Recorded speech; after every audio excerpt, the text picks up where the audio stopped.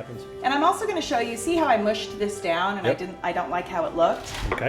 So if you make a mistake with Royal, you can just peel it off. Oh, And it comes off pretty easily. another benefit for Royal So icing. I'm just going to scrape Alright. that off. Very nice. All right.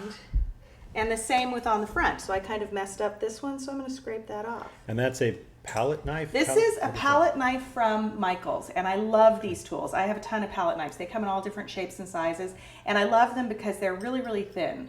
And they're flexible, and they lift things up, and they scrape really well. They give you nice, clean scrapes. So this is like my favorite tool that I use all the time. I use a ton of palette knives. Michael's is our local hobby shop. Yes, so it's art like store. Art store, supply. craft supply. And it really is, that's where you get it, is you get it at an art store. Yeah. Also, when you're working with Royal, you want to make sure, I have a glass here that has wet paper towels in it.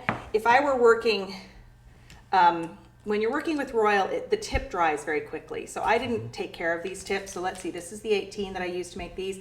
It's still pretty wet because it's a pretty big tip, but the number 2 tip is going to dry out really quickly. So what you want to do is when you're working with it, when you stop, you put your tip inside the wet towels and let it rest in there, and that's going to keep your Royal from hardening in the tip, because sometimes you'll be doing something and then you'll come back and the Royal will have hardened in the tip and you can't push it through anymore. So you always want to have a glass that has just a moist paper towel in there that you're embedding the tip into the moist paper towel, so it gives you that moisture and it doesn't dry out.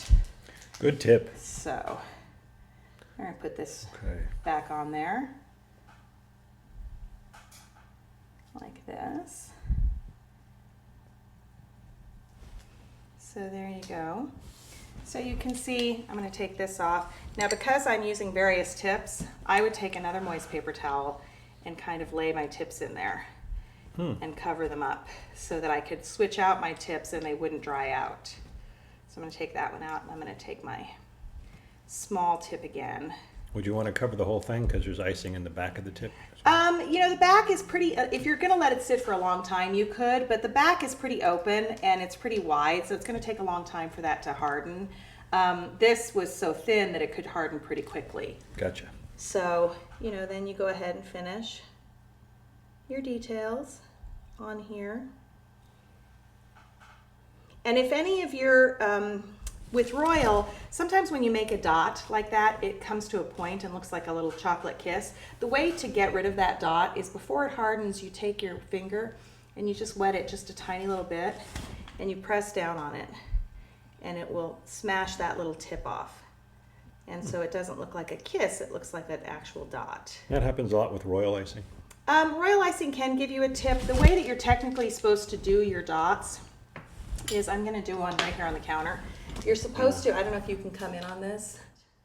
So you put it in the center, press, and then as you let pressure off, you kind of swirl it around and it doesn't give you a dot. And if you do get a little bit of it, again, you moisten your finger and just press down on that.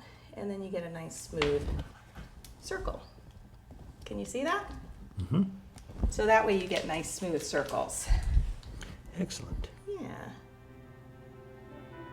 So once you have your entire luminaria all the way around decorated, that's when you let it all harden and you can put a candle on the inside.